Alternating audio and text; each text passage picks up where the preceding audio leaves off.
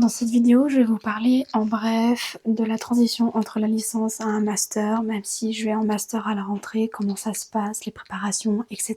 Et comment ça se passe la 3e année de licence. Et il fallait absolument que j'arrête cette licence et faire enfin de ce qui me plaît vraiment. Bienvenue dans ce nouvel épisode de Mise au point, épisode 9.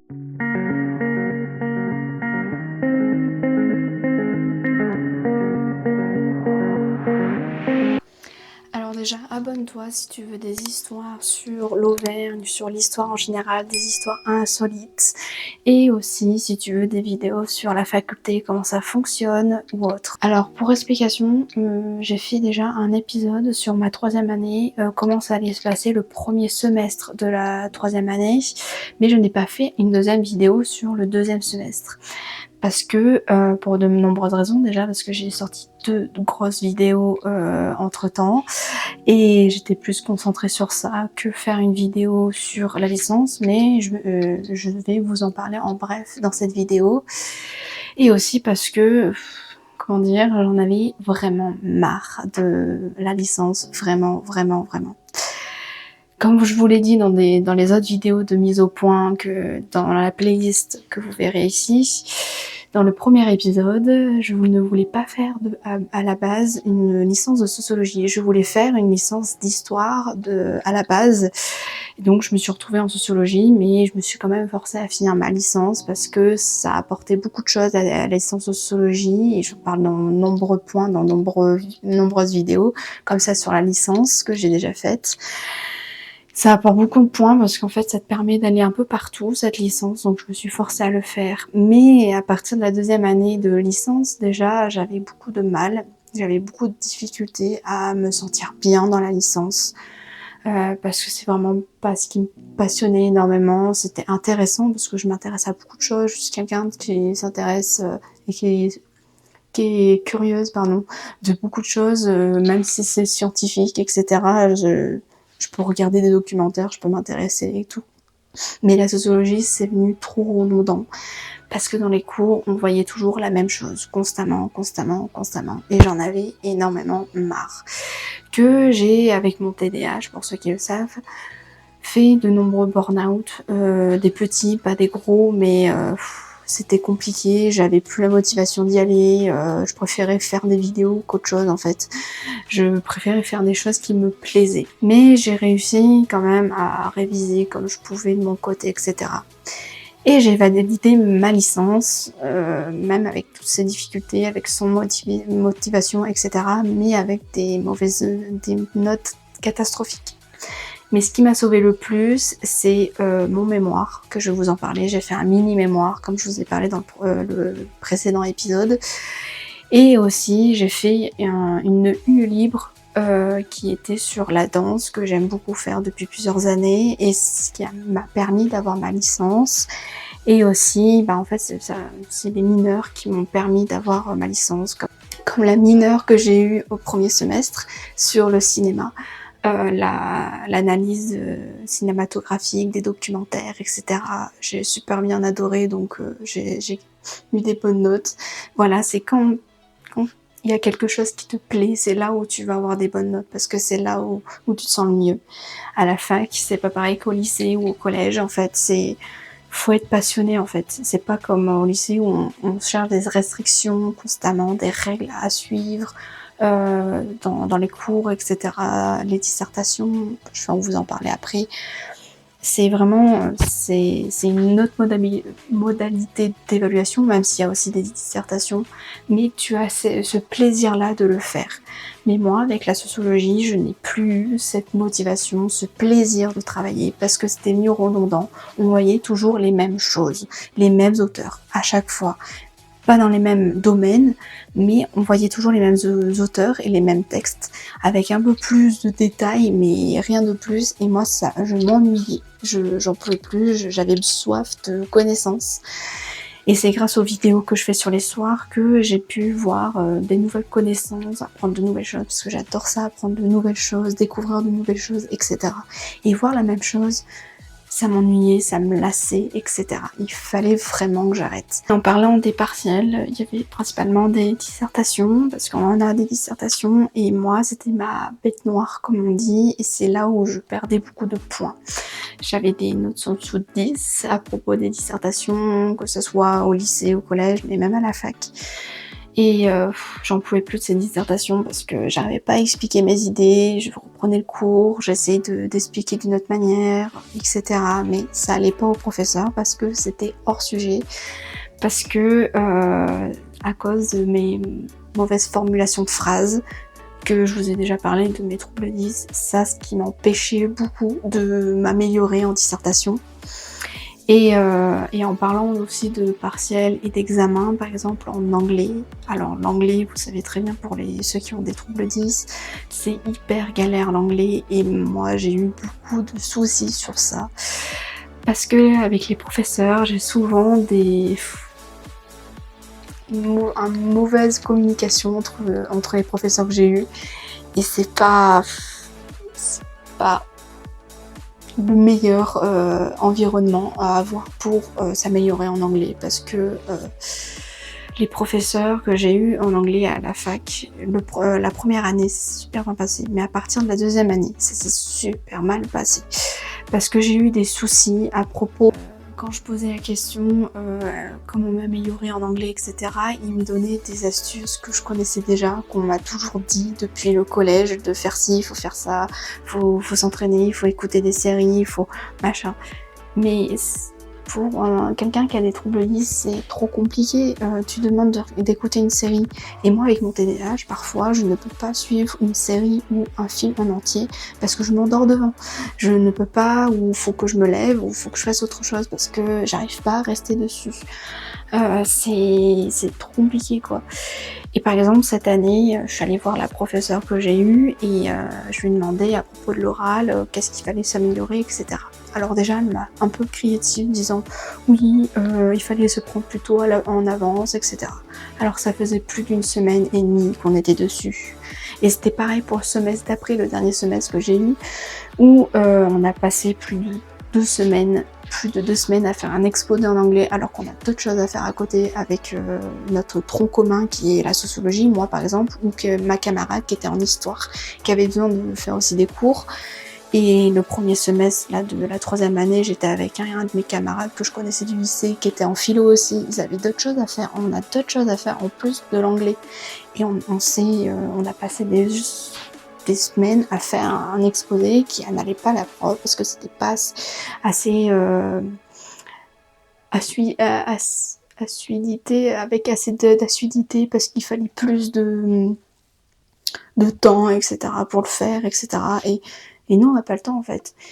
Et elle nous a donné des notes catastrophiques, un 5, un 6, voilà, vous voyez les notes. Alors que je demande toujours de m'améliorer, et je me souviens, entre les 2 semestres, j'ai eu la même prof pour toute l'année, là. À la fin du semestre, je vais la voir, je dis oui, bon, pour le semestre prochain, je voudrais bien m'améliorer, etc. Parce que là, c'est trop compliqué, j'en ai un peu marre d'avoir des mauvaises notes et essayer de faire mon mieux, d'apprendre par cœur mon texte, parce que je mets jamais de notes dans les mains, et en plus j'ai dans mes aménagements une prise de notes en fait, des notes dans les mains que j'ai besoin pour parler et j'en prends pas. Je suis la seule à avoir pas de notes et j'ai quand même des notes catastrophiques. Et je pense que c'est une note à la tête. Mais bon, ça c'est autre chose. Mais Oh. Ça fait beaucoup là, non? Et la seule chose qu'elle m'a dit, mais vous inquiétez pas, ça ira mieux le semestre prochain. Vous verrez, vous aurez de meilleures notes. Non, ça n'a rien fait. Non. Parce que j'ai toujours eu la même note. Sur le mini-mémoire qu'on a eu, que je vous ai parlé dans le précédent épisode, pardon. Ben en fait, c'était pas plus mal parce que j'ai fait avec quelque chose qui me plaisait. Et c'était l'histoire, bien sûr. Donc j'ai fait sur la transmission de l'histoire chez les plus jeunes, donc les adolescents précisément, parce qu'on n'aime pas dire jeunes en sociologie. Les jeunes, c'est ceux qui ont une trentaine d'années. Et en fait, je parle plus des adolescents, donc c'est chez les adolescents. Et c'est comment les ados s'approprient l'histoire, comment ils comprennent, etc. Donc j'ai fait des observations dans mon ancien collège, dans une classe, etc. J'ai fait aussi des interviews avec, bon, on dit pas interview, on dit entretien en sociologie, mais avec des adolescents qui connaissaient l'histoire, qui étaient en lien avec mon association, que je vous en parlerai dans une prochaine vidéo, mon association. Vous inquiétez pas, le mémoire sur l'histoire, en fait, j'ai lu beaucoup d'articles, etc. Mais je vous ferai une vidéo en lui-même, comment préparer un mini-mémoire en sociologie ou autre, en master, si vous voulez. Mais j'aurai pas de mémoire dans mon master, mais je vous expliquerai ça dans une autre vidéo. Mais si en commentaire vous avez des questions sur la licence de sociologie, je peux vous la répondre, aucun problème. Il y a eu, je sais que j'ai eu des mails parfois que je n'ai pas vu, j'ai vu trop tard parce que j'avais tellement de choses à faire que je n'ai pas vu mes mails. Donc disez plus des questions en commentaire ou allez sur mon Instagram, envoyez-moi un message directement, comme ça je pourrais vous répondre mieux que par des mails parce que je regarde pas constamment mes mails. J'ai trop d'adresses mail donc je peux pas gérer tout en même temps. Voilà, donc n'hésitez pas, soit sur la fac, l'organisation de la fac. Allez-y, sur le master aussi, sur mon master aussi, mais je ferai une vidéo plus tard. Alors mon master, c'est un sujet que j'ai envie de parler dans une prochaine vidéo, comme ce que j'ai fait sur la licence de sociologie pour Parcoursup. Donc ça sera au mois de septembre. Voilà, donc abonne-toi si tu veux la voir et pour pas la rater.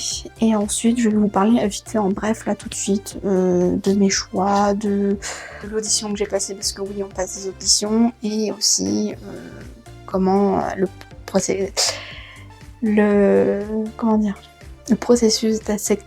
d'acceptation sur mon master fonctionne, etc.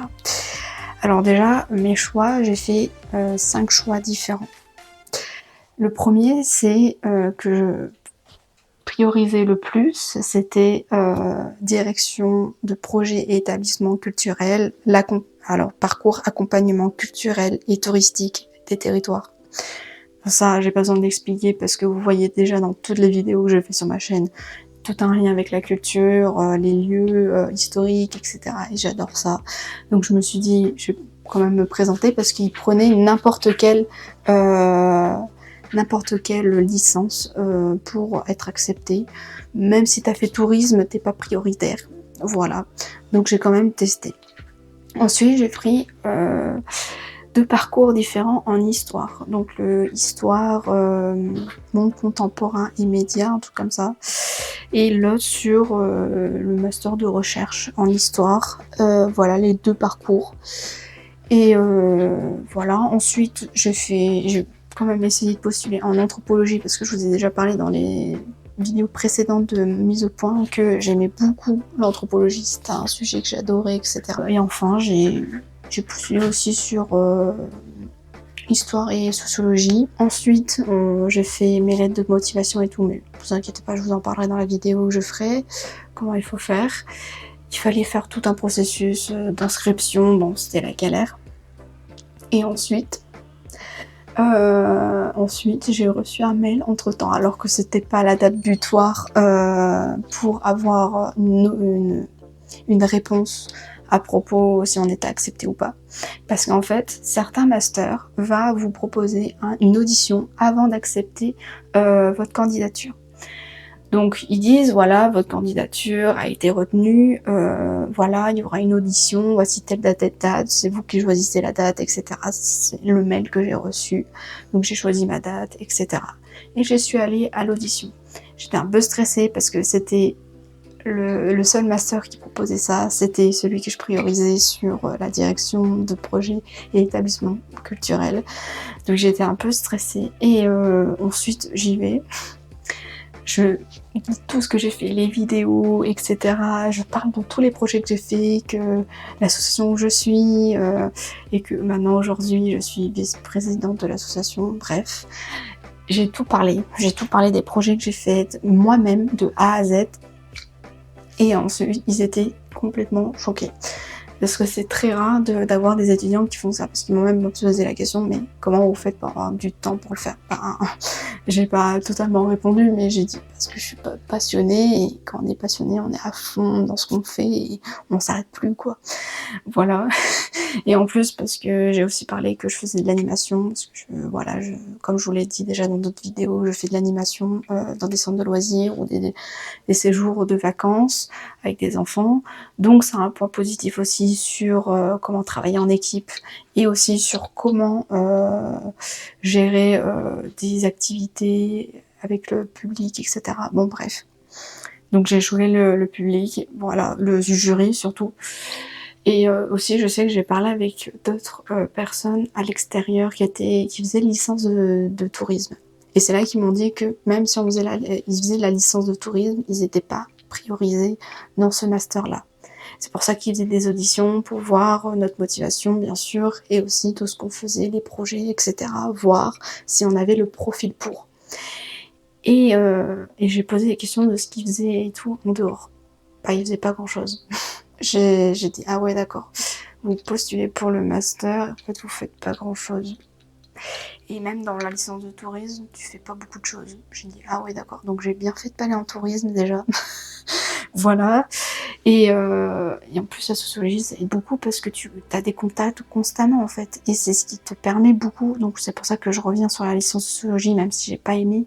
Ça aide beaucoup à avoir des contacts et pouvoir développer ton réseau de contacts. Et c'est ça aussi qu'ils aiment dans ce master-là, c'est tout ce réseau de contacts que tu vas te faire. Alors c'est à travers la sociologie que j'ai faite, j'ai aussi l'association, les projets que je suis en train de créer moi-même, etc. Avec tout ça, j'ai créé mon propre réseau. L'audition se passe, j'ai dit bon bah, comme ça c'est fait. Et ensuite le temps passe, j'attends, et là j'attends la date le 2 juin pour la réponse. J'étais stressée à mort. La veille, j'étais en train de paniquer. Je dis putain, si je l'ai pas, je suis triste, etc., etc. Oh, j'étais vraiment en panique. J'ai stressé toute la nuit. J'ai dit oh là là, j'attends la réponse et tout. Et là, d'un coup, je me mets mon réveil à 9h.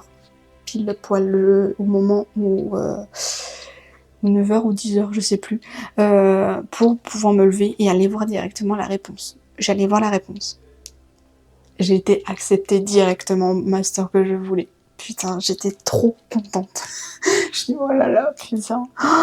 J'étais trop contente, j'en ai même pleuré de joie parce que j'ai tellement taffé depuis l'année dernière. Je vais préciser ça, c'est depuis l'année dernière, depuis la 2e année de licence, que je fais tout pour aller dans ce master-là. Parce que je rêve de travailler dans la culture, etc. et que je me retrouvais en licence de sociologie. Je dis, est-ce que ça va me permettre quelque chose? Bon, bref. Et j'étais trop contente. Et que quand même, j'ai regardé les autres masters que j'avais postulés. En histoire, je suis arrivée première de la liste d'attente. Comme vous voyez, première de la liste d'attente. J'étais aussi surprise. Parce que en histoire, on priorise plus ceux qui ont fait une licence d'histoire. Et ben moi, j'ai fait une licence de sociologie, donc normalement, je suis pas prioritaire. Mais je pense que c'est au niveau du sujet que j'ai choisi pour le master d'histoire, sur le sujet, sur le... Bien sûr, ça va pas vous choquer, mais sur les réseaux de résistance dans le Puy-de-Dôme, précisément dans les Combrailles. Ça a surpris le professeur qui voulait suivre mon projet, voilà, il était super content, et en plus ma licence de sociologie allait m'aider, etc. Donc je pense que c'est ça qui m'a aidé. Mais voilà, je l'ai pas pris. Mais bon, je vous explique après. Après, en anthropologie et histoire de sociologie, j'ai vu que histoire-sociologie, j'ai pu y être. Et pareil, peut-être pour anthropologie, mais je sais pas, parce que j'ai accepté directement le master que je priorisais le plus, que j'étais acceptée directement. Maintenant, il manque plus que m'inscrire à travers l'administration, donc tous les papiers à faire pour être officiellement acceptée dans ce master-là, parce que je suis acceptée, mais il faut encore la procédure d'administration pour l'inscription. Tout ça, je suis super contente d'être prise dans le master que je voulais, parce que je vais enfin faire quelque chose qui me plaît, et faire avec passion, et pouvoir avoir le moins de burn-out possible, et avoir toujours une motivation, et voilà. Parce que le TDAH, plus quelque chose qui te plaît pas, ben, tu vas vite tomber dans le fond parce que tu veux plus de moins en moins aller en cours. Même si je me suis forcée quand même à aller en cours, certains cours qui étaient importants pour au moins réussir ma licence et pouvoir la finir tranquille. Voilà, et je suis contente de passer dans un autre master autre que la sociologie. Mais je vous en parlerai un peu des cours et tout qu'on fera dans un prochain épisode, donc abonne-toi, je répète encore et encore si tu veux voir comment fonctionne le master que je vais aller, les cours et tout qu'on va parler. Et parce que je n'ai pas de mémoire, j'aurai un stage à faire. Donc je vais sûrement vous parler aussi du stage que je vais faire. Et j'ai une idée dans quel stage à faire et vous parler aussi dans comment je vais me projeter dans l'avenir grâce à ce master, parce que j'ai pas envie de vous en parler là, je vous en parlerai plus tard, parce que c'est pas le but de cette vidéo. Dans les épisodes de mise au point, je fais en bref aussi de ce que je parle de ma chaîne, comment ça va se passer, etc. Alors déjà, vous voyez que j'ai commencé une série sur les presque oubliés de la Seconde Guerre mondiale. Je l'ai fait, j'ai fait les 2 premiers épisodes. Je suis en train de préparer les 2 prochains autres. Comme d'hab, j'en fais 2 à la fois, c'est pas très bon, mais je suis arrivée déjà à en faire 2. J'ai réussi à faire 2 autres, hein, bref. Mais je vous en dirai pas plus. Mais les petits indices sont dans le générique. Voilà. Ensuite, je voudrais faire d'autres vidéos. Déjà, je voudrais des conseils à travers les commentaires. Donc, dites-moi tout en commentaire des conseils, des idées de vidéos que vous voulez voir à travers mes vidéos. Parce que moi, j'ai pas envie de faire comme les autres, comme les trucs, les youtubeurs qui font des vidéos un peu bêtes, parce que c'est pas trop mon tempérament, même si je suis quelqu'un qui aime un peu faire n'importe quoi parfois, mais que je peux le montrer hein, en vidéo, j'en ai aucun problème sur ça, mais moi ma chaîne c'est pas ça que je veux, c'est transmettre quelque chose, montrer quelque chose, faire découvrir des choses. Donc si vous avez des idées de vidéos, dites-le moi. J'ai plein d'autres idées déjà en tête, mais que vous qui voudrez donner envie de vous voir. Et enfin, je voudrais faire du coup des vidéos réactions sur des vidéos de Lina. Parce que Lina, en fait, c'est des vidéos qu'on peut réutiliser, comme c'est en archive. Il n'y a aucun problème sur ça, on peut le mettre sur les réseaux et tout. Donc je me dis que je pourrais faire une vidéo réaction en rapport avec la licence de sociologie que j'ai faite, parce que c'est beaucoup sociologique, sur les micro-trottoirs, etc. Et aussi peut-être regarder des anciennes émissions, des vieilles émissions sur l'histoire ou autre, pour faire des réactions, si ça vous dit. Je vais peut-être ouvrir une chaîne Twitch avec une amie, celle que vous avez vue, Harley Naikor, qui fait des vidéos. Donc allez voir sa chaîne, elle a fait 2 vidéos sur la fiction et l'histoire. Donc on va en parler dans la chaîne Twitch, on va débattre sur la fiction, les films qu'on voit, et la réalité, l'histoire. Et on est en train de préparer des vidéos de présentation de cette série de vidéos qu'on fera, et aussi plein d'autres. Et enfin, une autre genre de vidéo que je voudrais faire sur le paranormal. C'est ma chaîne, je fais ce que je veux, je le répète, chacun croit à ce qu'il croit, ils ont des croyances différentes, moi je les respecte, et je respecte mes propres croyances, et j'ai envie de les montrer aussi à travers mes vidéos, donc tout le paranormal, en étant rationnel, parce que c'est quelque chose qui n'a pas de vérité absolue là-dessus, etc. On ne sait pas ce qui est vrai et faux parfois. Voilà. Et parce que il y a des choses que je voudrais bien parler avec vous, parce que il y a des choses assez troublantes dans le paranormal que j'ai vécues. Parce que je vais bientôt faire une vidéo sur mes expériences paranormales, donc si ça vous intéresse, abonne-toi pour la regarder. Voilà, je vous le dis. Et enfin, sur les shorts, je voudrais des idées, s'il vous plaît, en commentaire, des idées de shorts pour améliorer mes shorts à moi, parce que j'ai beaucoup de vues, mais pas d'abonnés qui suivent. Donc pour ceux qui me suivent et qui voient mes vidéos, etc. sur l'histoire, aidez-moi, s'il vous plaît, parce que j'ai envie de gagner en abonnés, pas en vues, parce que les vues c'est bien, etc. Mais avoir une bonne communauté à transmettre l'histoire. Et le plus important, c'est que vous aussi, vous partagiez aussi le plus possible mes vidéos. Si moi, c'est pas que transmettre des choses, c'est vous faire découvrir des choses que vous connaissez peut-être pas, etc. Et il y aura de toute façon des vidéos qui vont sortir bientôt. Bref, d'aide pour ma chaîne, de la développer un peu, surtout en abonnés, j'ai besoin de créer cette communauté qui pourrait m'aider par la suite aussi pour des recherches, parce que j'aurai sûrement besoin de personnes à m'aider sur certaines recherches. Donc abonne-toi, suis-moi sur mon réseau, et aussi abonne-toi pour pouvoir suivre tous mes projets que je fais, etc. Que ce soit la fac, que ce soit le master du coup, et que ce soit mes vidéos, les recherches historiques que je fais constamment, etc. Je vais essayer de plus vous montrer comment je fais, que vous suivez un peu les aventures d'une animatrice, parce que je suis une animatrice, à travers mes vidéos, comme le making of que j'ai fait il y a quelques jours, voilà. Donc voilà, en bref, c'est tout ça.